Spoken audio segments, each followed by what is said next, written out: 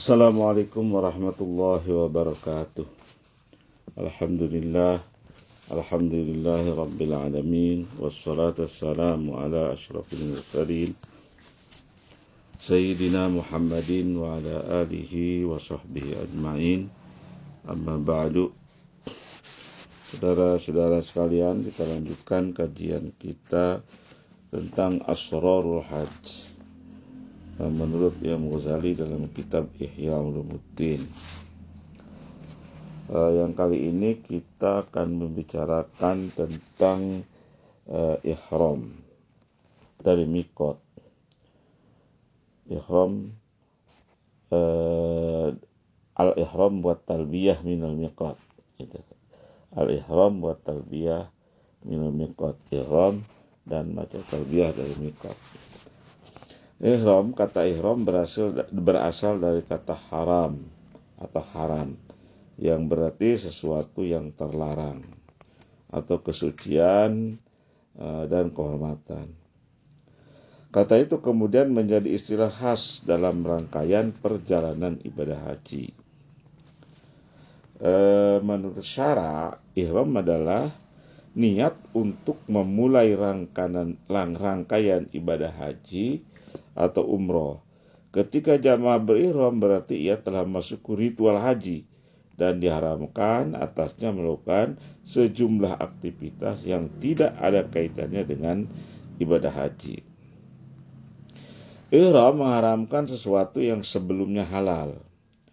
Ketika seseorang telah berada di lingkungan yang bebas dari perbuatan yang terlarang itu, berarti ia berada di tengah lingkungan yang suci dan terhormat. Karena itulah kota Makkah disebut kota haram, karena kesucian dan kemuliaannya. Sebelum ihram jamaah haji, ya kita dianjurkan untuk mandi, kemudian berwudu, kemudian mengenakan busana ihram dan mendirikan salat sunnah ihram. Setelah itu jamaah berniat, dan niatnya itu harus dilafalkan mengikuti yang dicontohkan Nabi. Misalnya, Nabi mencontohkan contoh niat haji adalah labbaik Allahumma hajjan. Artinya, aku penuhi panggilanmu ya Allah untuk berhaji.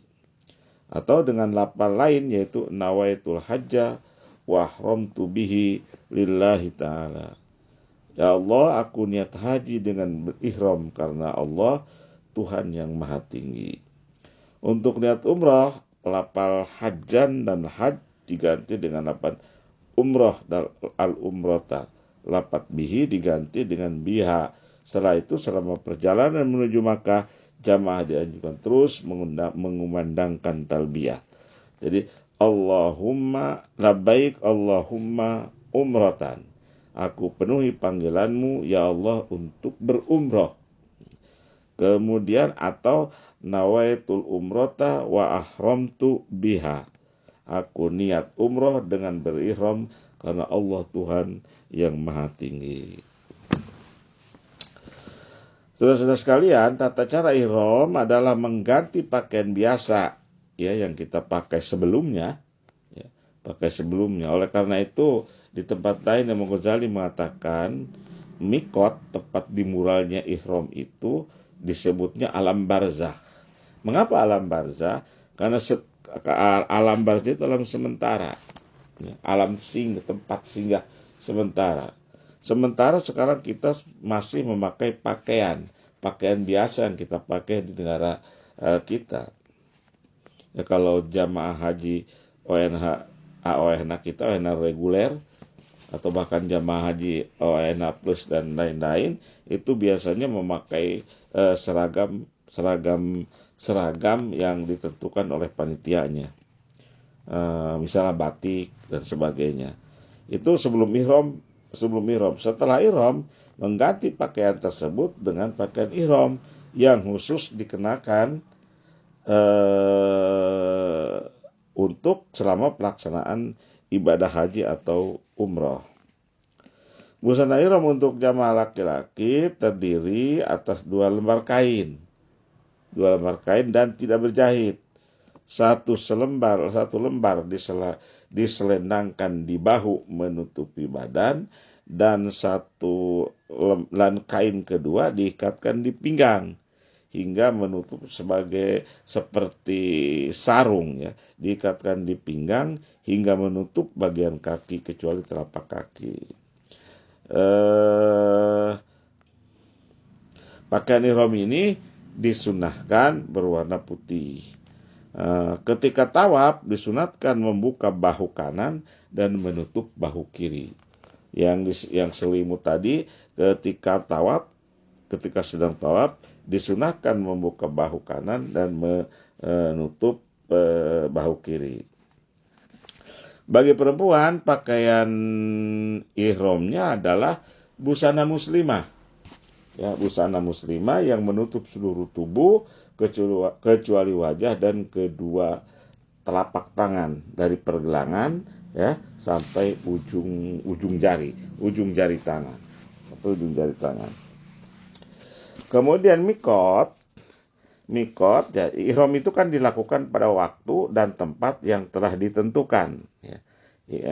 Ihram itu dilakukan pada waktu dan tempat yang telah dilakukan. Ketentuan waktu dan tempat itulah yang disebut mikot. Kemudian mikot itu ada dua. Ya, mikot itu ada dua. Ketentuan waktu disebut mikot zamani dan ketentuan tempat disebut mikot makani. Jadi ihram itu dilakukan pada waktu dan tempat yang telah ditentukan. Ketentuan waktu dan tempat itu yang disebut mikot. Ketentuan waktu disebut mikot zamani dan ketentuan tempat disebut mikot makani. Berkaitan dengan ketentuan waktu, mikot zamani, Allah berfirman, Al-Hajju Ashhurum Ma'lumat. Ini Al-Baqarah ayat 197. Haji itu dilakukan pada bulan-bulan yang telah dimaklumi. Ketika menjelaskan Ashhurum Ma'lumat, Abdullah bin Umar menyebutkan yaitu bulan Syawal, Zulqa'dah, dan 10 hari dari awal bulan Dzulhijjah. Kemudian keterangan Ibnu Umar ini dipegang oleh jumhur oleh mayoritas fuqaha. Sementara mikot makani itu ada 7 tempat, ya. Ada 7 tempat. Di antaranya ya Zulhulaifah. Sekarang disebut Bir Ali. Tempat yang berjarak sekitar 9 km dari Makkah, 1 km dari Madinah maksudnya. Mohon maaf, tempat yang Zulhulaifah itu adalah tempat yang berjarak dari sekitar 9 km dari Madinah dan sekitar 400 km dari Mekah. Zulhulaifah itu merupakan mikot bagi orang-orang yang datang dari arah kota Madinah dan negeri-negeri atau negara-negara yang sejajar dengannya. Jamaah calon haji dari Indonesia, biasanya kita ini juga berihram di Bir Ali, sebab untuk kloter pertama, rombongan pertama, setelah mendarat di Bandara King Abdul Aziz, biasanya terus ke itu di Jeddah, ya. Di Jeddah, setelah mendarat di Bandara King Abdul Aziz di Jeddah, biasanya kemudian jamaah haji Indonesia kloter tersebut langsung ke Madinah. Nanti pelaksana kira-kira satu pelaksanaan kira-kira 8 atau 10 hari di sana, hampir dekat ke pelaksanaan ibadah haji. Mereka berangkat dari Madinah ke Mekah untuk melakukan haji dan umroh. Kalau haji qiron misalnya, kalau mengambil haji qiron. Nah, oleh karenanya maka jamaah haji Indonesia itu berihramnya dimulainya dari Zulhulaifah atau disebut Bir Ali. Kemudian saudara-saudara sekalian, selama ihram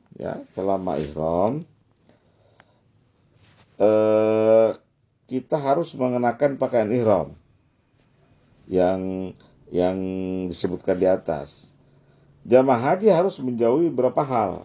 Ketika kita memakai pakaian ihram, ketika sudah kita berniat ihram, maka jamaah haji harus menjauhi beberapa hal yang terlarang.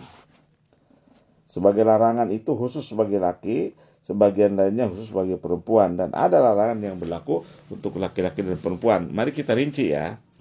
Untuk larangan khusus bagi laki-laki, artinya jangan dilakukan oleh laki-laki. Satu, mengenakan baju biasa, seperti halnya baju kita sekarang ini, baju kita sehari-hari di negeri kita di Indonesia. Celana, sarung, pakaian yang berjahit ya, dan jahitannya bertemukan dua pinggir kain.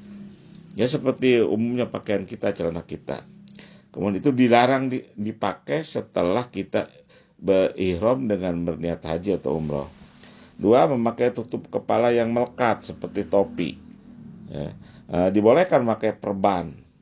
Kalau bagi yang membalut luka ya di kepala, yang kalau tidak dibalut lukanya semakin kalau tidak diperban ya lukanya semakin parah. Kemudian juga tidak boleh memakai sepatu yang menutupi tumit, karenanya pakaian ihram itu tidak menutupi tumit. Nah, itu udah bagi laki-laki. Sekarang larangan bagi perempuan. Ketika seorang perempuan setelah berniat ihram, maka perempuan itu dilarang memakai sarung tangan. Dua, dilarang menutup muka seperti memakai cadar atau masker. Ya. Itu tidak boleh, itu dapat membatalkan ihram.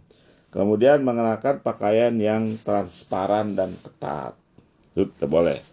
Itu bagi perempuan. Sekarang bagi umum laki-laki dan perempuan. Satu, tidak boleh memakai wangi-wangian kecuali yang melekat di badan yang dipakai sebelum ihram. Jadi sebelum ihram kita memakai wangi-wangian, deodoran misalnya.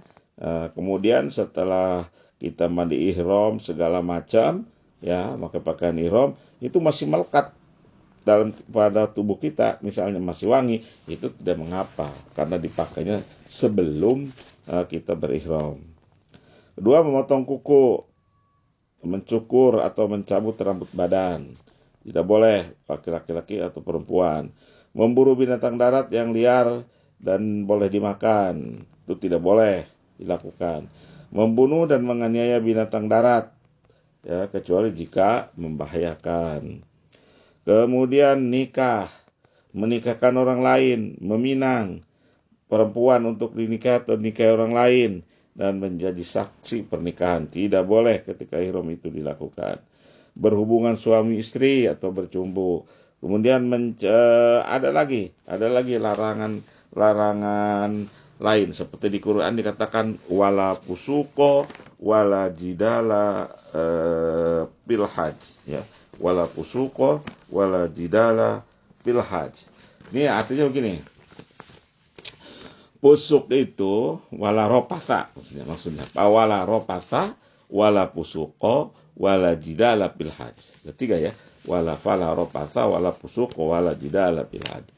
Teuraikan ya satu-satu. Rapath menurut ulama ialah mengeluarkan perkataan tidak senonoh yang mengandung unsur cabul atau porno. Kemudian sendagurau yang berlebihan ya, yang menjurus kepada syahwat, kepada nafsu birahi. Kemudian yang masih termasuk rapas adalah melakukan hubungan badan ya, dengan hubungan suami istri. Nah, itu masuk rapath. Kemudian pusuk, wala ropatha wala pusuko, perbuatan maksiat disadari atau perbuatan maksiat yang disadari atau tidak ya. Melakukan perbuatan maksiat yang disadari atau tidak disadari. Di antaranya misalnya takabur, sombong. Itu tidak boleh dilakukan ketika boleh dilakukan ketika sudah berniat ihram. Merugikan orang lain dengan kata-kata atau sikap. Kemudian zalim kepada orang lain, mengambil hak orang lain atau merugikannya. Kemudian berbuat sesuatu yang merusak akidah dan keimanannya kepada Allah. Kemudian merusak alam dan makhluk lainnya tanpa ada alasan yang dibolehkan. Menghasut ya, atau memprovokasi orang lain, mendorong orang lain untuk berbuat jahat. Nah, itu namanya pusuk, dilarang di dalam ihram. Kemudian jidal, wala pusuko wala jidala fil hajj. Ya, jidal sekarang. Jidal ialah sikap dan perbuatan yang mengarah kepada perdebatan, ya, permusuhan, perselisihan, meskipun untuk mempertahankan kebenaran dan memperjuangkan haknya. Misalnya memperebutkan kamar tidur, ya, memperebutkan ruangan, memperebutkan toilet, memperebutkan tempat tidur, ya.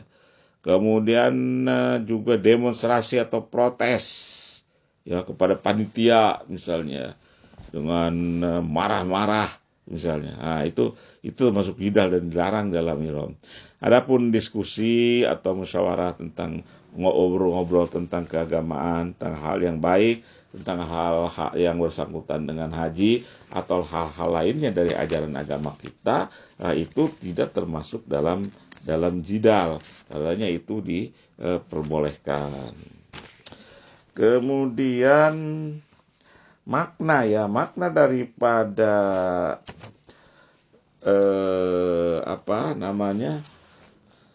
ihram, ya, makna dari pakaian ihram yang kita pakai itu artinya begini: melepaskan busana harian dan menggantinya dengan busana ihram, berarti ya ini ulama banyak yang menjelaskan ini, ya, berarti melepaskan diantaranya yang bagus sekali itu menjelaskan hal ini adalah Profesor Yunasir Ali, ya, dalam buku Spiritualitas Ibadah.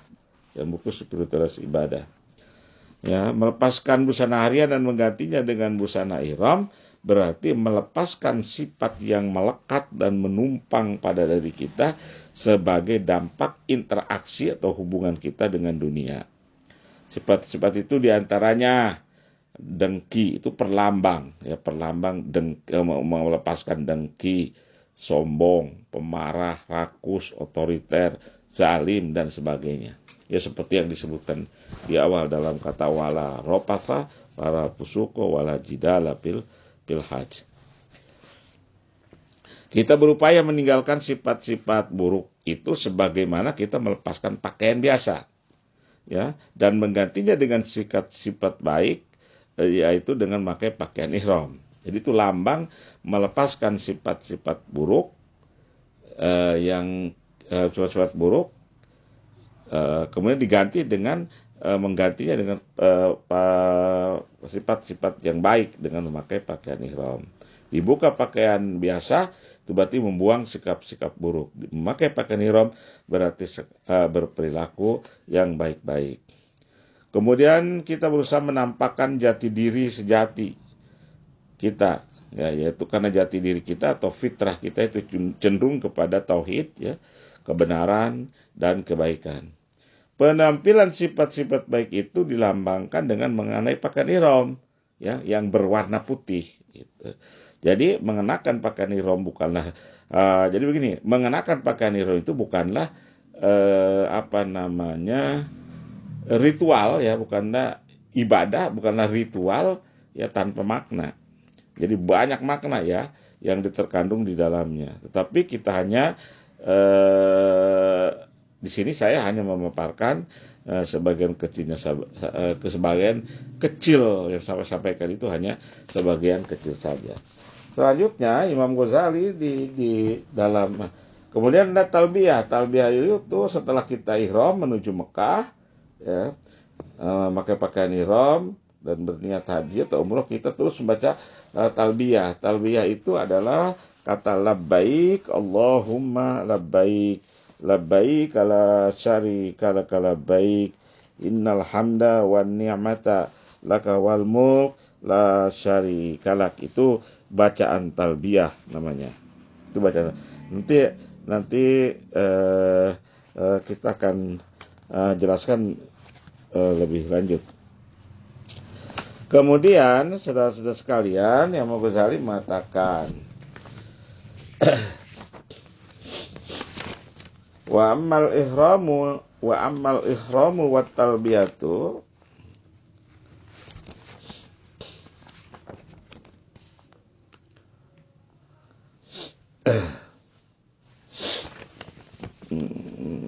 maaf, ini ada sedikit gangguan.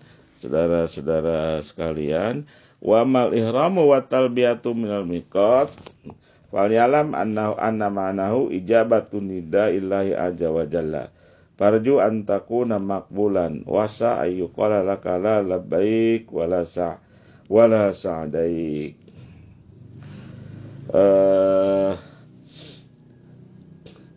Bahwa talbiyah itu berarti menyambut panggilan, ya, dan seruan Allah azza wa jalla. Ingatlah kepada Allah antara harap dan takut, ar-raja wal khauf, ya, serta bersandar kepada kasih sayang dan kemurahan Allah Ta'ala. Ini ada cerita, kata Imam Ghazali, Sufyan Tsauri menceritakan bahwa Imam Zainal Abidin putra Husain radhiyallahu an mengerjakan Sayyidina Husain radhiyallahu an mengerjakan haji. Tatkala ia mengerjakan ihram dan siap untuk berangkat, wajahnya berubah menjadi pucat pasi, ya. Dan ia tidak sanggup dan tidak punya kekuatan untuk mengucapkan talbiyah, untuk mengucapkan labbaik Allahumma labbaik la syarika laka labbaik, dan seterusnya. Orang kemudian bertanya, kenapa Anda tidak membaca talbiyah? Kata rombongannya. Jawabnya, itulah yang kutakutkan, sehingga ada yang berkata kepadaku, tidak ada talbiyah dan kebahagiaan bagiku. Jadi aku takut nanti Allah menjawabku, kenapa Anda tidak mengucapkan talbiyah labbaik Allahumma labbaik? Aku takut, katanya. Takut Allah menjawabnya dengan la labbaik wala sa'daik. Tidak ada talbiyah dan tidak ada kebahagiaan bagiku. Kemudian tatkala beliau mengucapkan talbiyah, tiba-tiba beliau jatuh pingsan dan keadaan demikian berlangsung lama sehingga beliau tidak bisa wukuf di Arafah. Ada lagi cerita dari Abu Sulaiman Ad-Darani terdengar. Abu Sulaiman Ad-Darani terdengar tidak membaca talbiyah, ya. Ada cerita dari Abu Sulaiman Ad-Darani bahwa beliau tidak membaca talbiyah, tidak terdengar membaca talbiyah ketika ihram. Bahkan setelah berjalan sejauh 1 mil, kemudian dia terjatuh dan pingsan. Tatkala ia sadar dari pingsannya, ia berkata, "Wahai Ahmad, waspadalah kamu yang sangat kutakutkan kalau ada yang mengatakan kepadaku la labbaik wala sa'daik. Tidak ada talbiyah untukmu dan tidak ada keberuntungan bagimu. Ketika kalian mengucapkan talbiyah di miqat, ingatlah keadaan manusia di hari pengumpulan di padang mahsyar nanti," kata Imam Ghazali. Karenanya sadarilah, kata Imam Ghazali, bahwa maknanya itu adalah memenuhi nida Allah, panggilan Allah Azza wa Jalla. Karenanya di sana kita berdoa kepada Allah agar haji kita diterima, dan takutlah kita kepada Allah, dan takutlah kita, khawatirlah kita, mudah-mudahan Allah menyambut kehadiran kita, kedatangan kita ini, dan Allah menyambutkan labbaik wa sa'daik. Jadi tidak sebaliknya seperti yang dikatakan tadi, tidaklah labbaik wala sa'daik. Di sana hendaklah kita terus khawatir, berharap di antara harap dan takut. Dan lepaskanlah, ya seperti sudah pernah dibicarakan sebelumnya, pada sewaktu itu lepaskanlah dari kemampuan diri kita. Artinya kita jangan berpegang bahwa kita sampai ke sini adalah karena kekuatan dan kemampuan kita, tapi semua bersandarlah kepada Allah dan yakinlah yang kita lakukan ini sehingga kita sampai di sini, sampai bisa melakukan ihram dan sebagainya. Itu adalah karena fadl, karena dan rahman dan rahmat Allah, karena kasih sayang Allah kepada kita. Demikian kita lanjutkan pada kesempatan lain. Wallahu a'lam bishawab, wallahu muwaffiq ila aqwamit thoriq. Wassalamualaikum warahmatullahi wabarakatuh.